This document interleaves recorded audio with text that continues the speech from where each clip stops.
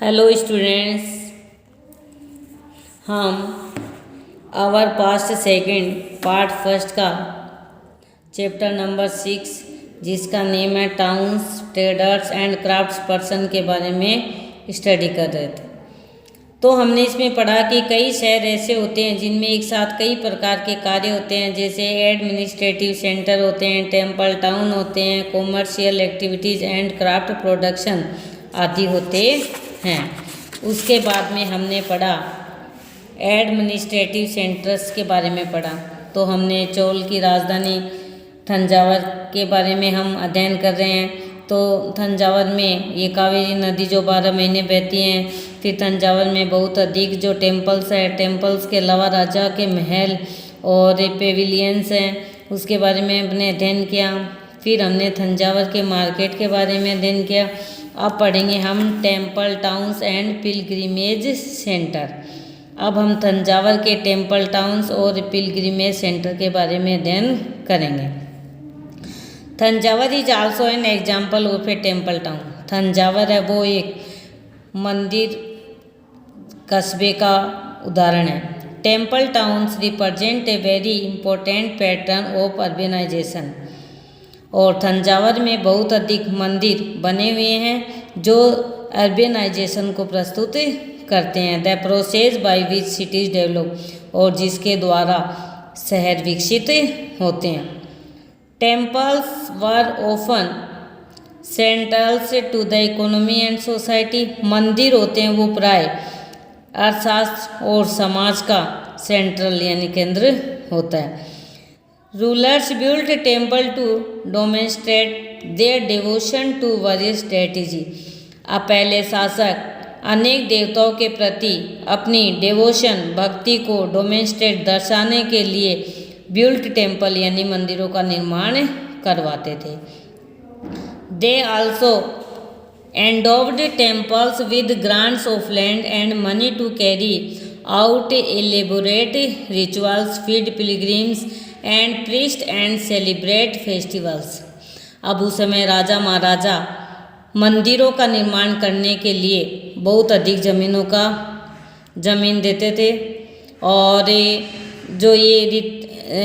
जो मंदिरों में जो भी अनुष्ठान वगैरह किए जाते थे उनके लिए धन देते थे। ब्राह्मणों को और तीर्थयात्रियों को भोजन खिलाते थे एंड सेलिब्रेट फेस्टिवल और त्यौहार मनाते थे। Pilgrims who flocked to the temples also made donation. जो तीर्थयात्री मंदिर में रहते थे वो भी डोनेशन देते थे। अब next bronze, bell metal and the lost wax तकनीकी।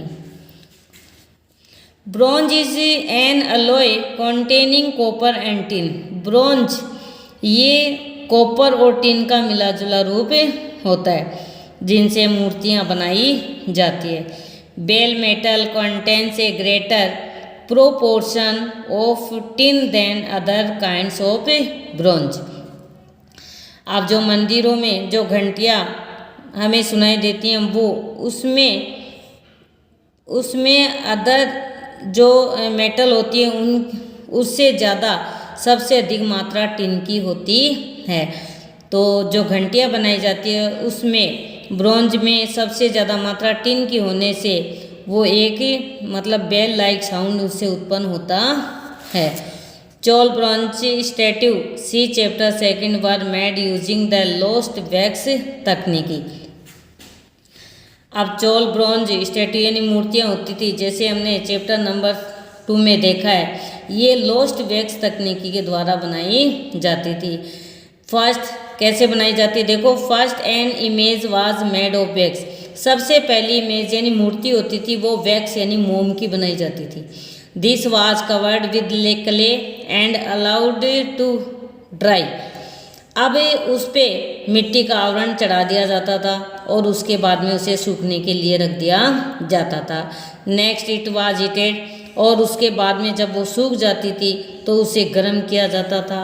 And a tiny hole was made in the clay cover, और मोम के ऊपर जो मिट्टी का कवर लगाया जाता था उसके अंदर एक छेद कर दिया जाता था।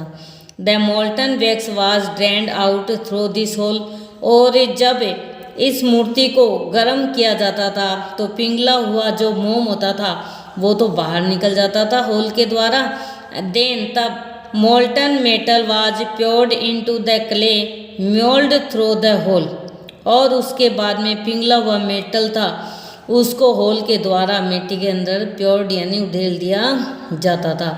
वंस द मेटल कूल्ड, और उसके बाद में मेटल है वो ठंडा हो जाता है एंड सॉलिडिफाइड ठोस बन जाता था। The clay cover was carefully removed, और उसके बाद में मिट्टी के जो आवरण था उसको धीरे धीरे सावधानी पूर्वक हटा दिया जाता था। And the image was clean, उसके बाद में मेटल की मूर्ति को साफ किया जाता और उस पर पॉलिश की जाती थी।